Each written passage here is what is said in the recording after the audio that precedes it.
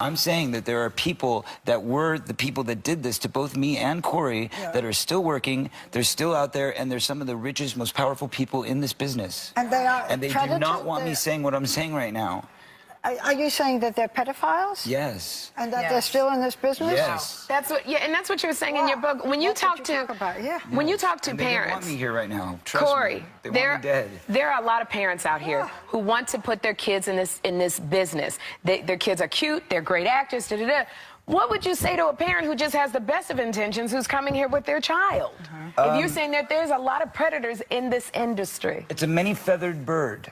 Okay? Be careful what you wish for. That's what I'll tell you. You know, don't go into it with naivety. Don't go into it thinking that it's all roses and sunglasses. You're damaging an entire industry. I'm sorry, I'm not trying to. I'm just trying to say that it's a very important, serious topic. You said that there was one gentleman in the industry who did not take advantage of you. He was not a pedophile. You said it was Michael Jackson. Of all people. The Catholic Church is facing scandals and being forced to pay millions of dollars. In the 1980s and 90s, the press reported crimes that seemed inconceivable. Sins of the fathers. Case after case of alleged sexual misconduct. Committed by Catholic priests and covered up by bishops. The bishop was warned about Koss's behavior, but kept moving him around. In 2002, revelations reached a crescendo. Sparked by the release of thousands of pages of documents. February 5th, 2019, CBS News. Pope Francis confirms priests' abuse of nuns included sexual slavery. So, ladies and gentlemen, not only have these priests and bishops been raping children for decades, they also been raping the nuns too. So this is history, and it's not somebody else said it about them. They said it themselves, right? Most of the quotes you're going to see are taken from his personal journals. In the journals of Columbus and his men, they bragged about how they would break the native women, and that they would break their will to resist after rape, after rape, after rape. And then eventually they can get the women to do whatever they wanted because they had raped them so much. Now this is the man we celebrate, right? Historical reason, or should I say reasons, why we cannot allow ourselves to be labeled, and especially by our enemies. We cannot allow them to label us as violent, especially when history and evidence testify to the contrary. We cannot allow them to label us as rapists, especially, hands down, they hold the record. Going throughout the whole globe, killing folks, raping, and taking stuff, taking land. Now, I just want you to pay attention to this right here. See, it is a historical fact. White women are known for lying about being raped by black men. That is a fact.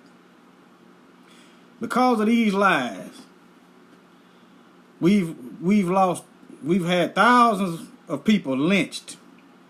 We've lost towns. They use her or somebody, they'll make up a lie to go into our towns and steal from us and loot, pillage, and riot. That's what they was doing.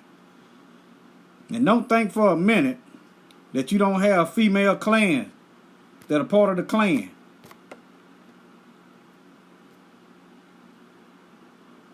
This is a historical fact. And just look at this. This is a historical fact. Just check it out. Just check that out. Just type that in and just check out and type in white woman lying about rape. Historically served as a rallying call. They're using this lie of rape to stir up some stuff as a reason to steal and riot and loot, to protect white supremacy, and led to the lynchings of thousands of black men in America. While y'all running and trying to get these heathens, just know these folks they are enemies. And look at this. Just look right here. This is a white supremacist website, Reddit. Look, you see that? And look at this lie. They done took this lie and ran with it. kidnapped and gang raped an engaged 18-year-old white girl yesterday. No looking to the facts or nothing, just take it and run with it. That's what they do. They probably don't even care if it's a lie. If the races were reversed, this would be national news. Yeah, right. These men deserve to be hanged. Lies. Your animals ain't even safe with these people. Just look right here. Yeah, look. And just look at the face of who's molesting and sex abusing animals. Your animals ain't even safe around these folks.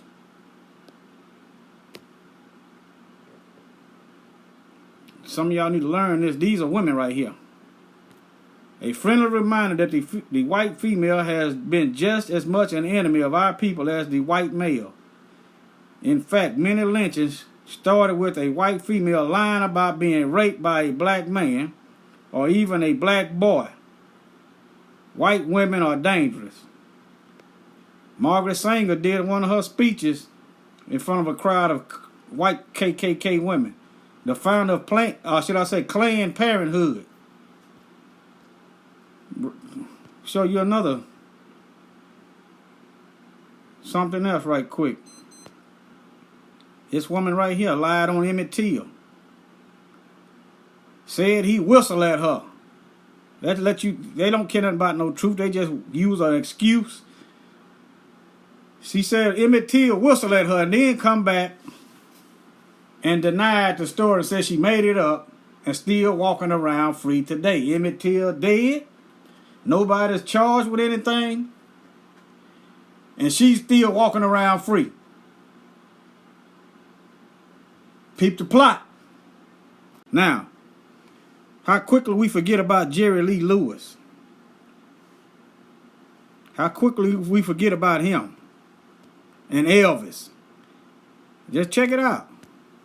He married his 13-year-old cousin. 13-year-old cousin. But you don't hear nothing about that. Where's his prison sentence?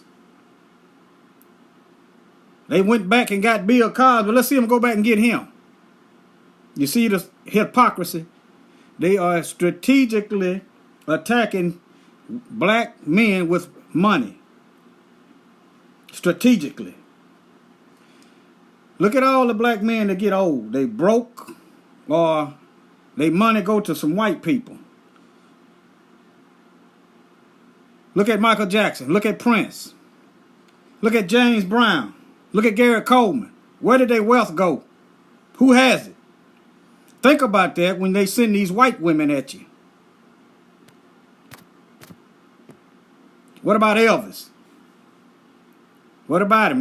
Michael Jackson dead, and they still beating a dead horse to get you talking about Michael Jackson while these white people in Hollywood, the real sexual predators get away scot-free. Draw the attention to Michael Jackson. Meanwhile, Weinstein and the rest of them, let's not talk about them. Put your attention on something else, a smoke screen. What about Elvis? It's well documented. He's fooling around with little girls. Where's the outrage in that? As I said earlier, we cannot afford to let them put these labels on us. They've consistently put these labels on us through slavery, through passing of laws, through their propaganda to dehumanize us, and then in the whole process, mass murder us. As people keep listening to these lies and brainwashing, notice how we've become the face of rioting and looting. But if you go back to when they destroyed all our towns and killed all our leaders, burnt our towns down, raped our women, they are the originators of rioting and looting. So how did we become the face of rioting and looting? Their media. That's how. Their media is always portraying us in a negative light, a bad image of us. We must attack this. They're using it to dehumanize us, and then when they kill us, Notice your white friends will not speak out and say it's always our fault, no matter how the police kill us. If they shoot a 12-year-old boy named Tamir Rice in an open carry state where you can legally walk around with a gun, it's still the little boy's fault. They go to digging in his parents' background. What does his parents have anything to do with the police shooting a 12-year-old boy 2 seconds after they pull up? Nothing. And no one says a word because we are dehumanized. They use their media to do this. Their newspaper, their television, their movies, all this. They uses that to dehumanize us, and then I just quit arguing with people. I just call them an enemy and go on about my business. If you can't distinguish between right and wrong, you are my enemy, period. But let me get on into this. Elvis. Notice Michael Jackson is dead. And they still bringing Mike up as a predator. He done went to court. They didn't find no evidence. They still beating that dead horse. But look at Elvis. He dead. Well, why don't they do a documentary about him? All right. Let me pull this to the side.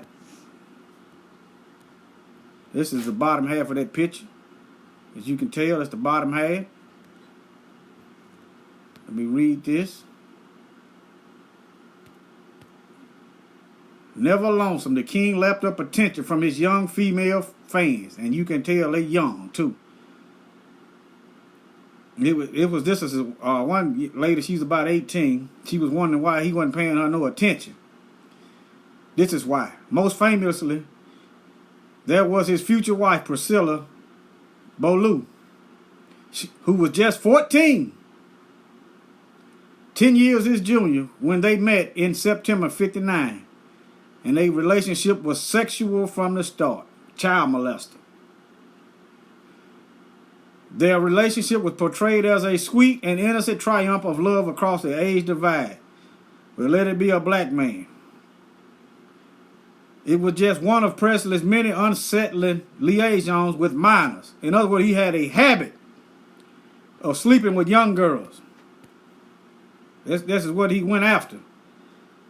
And I'm going to show you this. He was fascinated with the idea of real young teenage girl. Says Lamar Fike. Look his name up and see what he said about Elvis. A former member of his entourage. It scared the hell out of us. This is Elvis now. This is y'all king. Some of y'all's king. And you can tell these girls young. Why don't y'all make a documentary about that? The struggle continues. First them. And they're going to continue to put a black face on this whole movement. This is why we're going to counter that. We have started our own movement. It's called First Them. Okay? We got the First Them movement. And we got to start thinking like chess players. When the white supremacists and their Negro minions go on these propaganda campaigns to attack black entertainers and they try to shame us for not doing it, we're going to have to hit them with our own hashtag. Our hashtag is First Them. When they come to us, and I was just arguing with the coon earlier, hey man, are you trying to say that R. Kelly is somehow innocent? I ain't saying nothing. I'm saying First Them. What you mean, man? R. Kelly shouldn't get a pass, and neither should them. First Them. You have hundreds of white executives, entertainers, and people in the industry who has been accused. We're not going to keep skipping over the line. I'm not going to sit here and attack black people while you give them a pass. First Them. We had a ship full of African men, women, and children who were at the mercy of the captain and all the sailors on that crew. And those men could have sex with anybody they wanted to.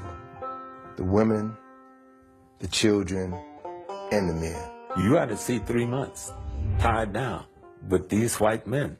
There ain't no women there for the most part. When they start bringing women, they weren't even bringing women. They were bringing girls between the ages of 6 and 15 and raping them all. But they also were raping the men. Same things are happening on the plantation to demasculinize the black man. Control the slave population is to rape a father in front of his sons, or to take the biggest, baddest black man on the plantation and do something horrible to him to completely humiliate and emasculate him so that people won't respect him anymore. And that still happens to this day. In the Caribbean, they had seasoning plantations, which were plantations used to break the slaves. And one plantation or one place that had a lot of seasoning plantations was Jamaica. And people have to wonder, what were they doing on these seasoning plantations that was worse than what was happening on the regular plantations? Well, one thing that they were doing on these plantations, especially in Jamaica, they were doing a process called buck breaking, where the white supremacist slave owner or the white supremacist overseer would literally rape black men in front of the whole black population in order to break his spirit, in order to break him down as a man, in order to show dominance against him, in order to show the rest of the black population that this is not your leader. I just made your leader submit to me sexually. And this happened a lot in Jamaica. This is why homosexuality is so looked down upon in Jamaican culture today. George Stinnett Jr. became the youngest person executed in the United States. And then 70 years later, they exonerated him. What good is that? What good is that? He's dead. He was so small, he wouldn't even fit in the electric chair. Accused of raping 2 white girls, 14 years old. But I know some of y'all are butthurt about me showing who the real rapists and sexual predators are. But that's because you're a lover of lies and your father is of the devil. That's why you're butthurt. I didn't write your history for you. And I'm not lying on you. Half of the information your own people wrote. All we want is to be left alone. And do not think for 1 minute we will lay down and let y'all continue to kill us. You're sadly mistaken. Our judgment is coming to an end. And your judgment is just beginning.